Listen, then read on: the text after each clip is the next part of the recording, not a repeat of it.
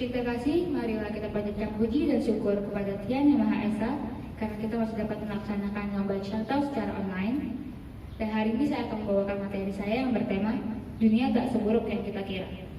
Jadi pada suatu hari Tocin, ada dua orang anak di dalam kereta. Mereka berisik dan mengganggu penumpang lainnya. Akhirnya salah satu penumpang pun memberanikan diri untuk menghampiri ayah sang anak. Dia meminta sang ayah untuk mendiamkan kedua anaknya.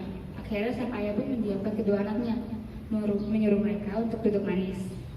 Namun tak lama kemudian anak-anak tersebut kembali lagi berisik. Mereka mengganggu penumpang lain juga. Akhirnya diingatkan kembali oleh penumpang itu, dan sang ayah pun mendiamkan anaknya. Namun tak lama kemudian anak tersebut kembali lagi berisik, mengganggu penumpang yang lain. Akhirnya para penumpang kehabisan kesabarannya dan menyuruh ayahnya untuk mendiamkan anaknya sekali lagi. Namun sang ayah akhirnya pun mengerti dan berdiri. Dia angkat bicara. Dia berkata, "Bapak, Ibu, dan adik-adik sekalian, mohon maaf atas kelakuan anak-anak saya yang mengganggu kenyamanan kalian semua. Mereka tidak biasa seperti ini. Namun setelah mendengarkan satu kabar, mereka menjadi seperti ini. 1 jam yang lalu dari rumah sakit dikabarkan bahwa ibu mereka meninggal. Dan kami sekarang sedang perjalanan menuju ke rumah sakit." Akhirnya perasaan jengkel, sebal di dalam hati para penumpang pun berubah menjadi rasa iba. Mereka memanggil anak-anak itu dan menawarkan makanan, coklat, dan sejenisnya.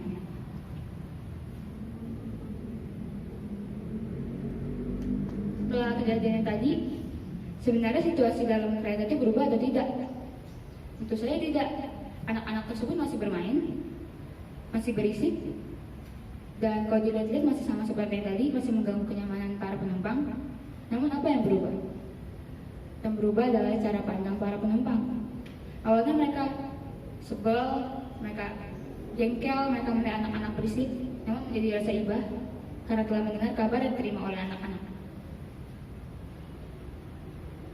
Banyak hal yang terjadi dalam kehidupan kita, atau bahkan sudah terjadi, yang tidak bisa kita ubah lagi.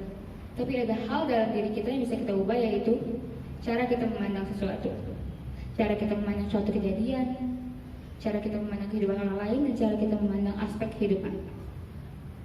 Jadi setelah kejadian tadi, apakah si ayah akan terus menangisi istrinya? Atau menganggap dunia tidak adil kepadanya? Mencueki anaknya? Dan merasa ini adalah dosa-dosanya? Akibat-akibat dari perilakunya? Atau malah dia merasa ini adalah cara Tuhan memberitahunya untuk lebih dekat dengannya, menerima dengan lapang dada, dan selalu ingat bahwa tiap kehidupan pasti ada kematian.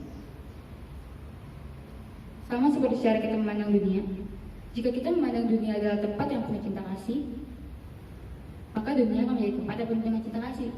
Namun jika sebaliknya, kita memandang dunia adalah tempat yang buruk, penuh kesengsaraan, kebencian, kemarahan, maka dunia juga akan seperti itu. Jika kita hidup dengan penuh keluh gerutu, penuh bersesat penyalahan, selalu menyalahkan orang lain dan Tuhan, kita akan merasakan hidup kita sangat berat.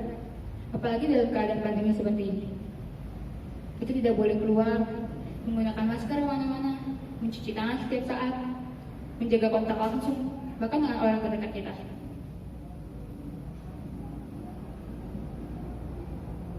Pada saat seperti ini, lebih baik kita menjalankan protokol kesehatan tanpa mengeluh. Karena bukan cuma kita yang merasa jengkel dengan keadaan seperti ini. Para tenaga medis, garda depan, banyak mereka yang berkorban pada saat keadaan seperti ini. Mari kita ubah cara pandang hidup kita, bahwa sebenarnya jika kita memandang dunia secara positif, semua hal akan menjadi baik.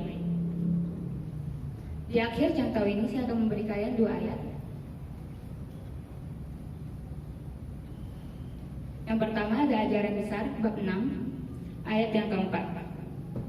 Harta benda dapat menghias rumah, laku bajik menghias diri. Hati yang lapang itu akan membawa tubuh kita sehat. Maka seorang cunse senantiasa mengimamkan tekadnya. Ayat yang kedua, ajaran besar bab 7 ayat yang kedua. Hati yang tidak pada tempatnya, sekalipun melihat takkan tampak, meski mendengar takkan terdengar, dan meski makan takkan merasakan. Penjabaran dari kedua ayat itu adalah jika kita hanya memiliki harta benda dalam kehidupan ini, itu tidak akan berguna. Kita juga harus menghias hati kita dengan kelakuan rajin. Kita mengumpulkan amal, berbuat baik untuk menghias hati kita. Kita tidak hanya perlu harta di dunia ini. Untuk ayat yang kedua, apapun yang kita lakukan, jika tidak pada jalannya atau tidak pada kebenaran, kita melakukan hal-hal yang tidak susila, yang tidak wajib, pasti tidak akan menemukan sisi terang. Seperti kalimatnya tadi, sekalipun melihat tidak akan nampak, karena yang kita lakukan tidak sesuai. Jadi kita tidak akan menemukan titik terang.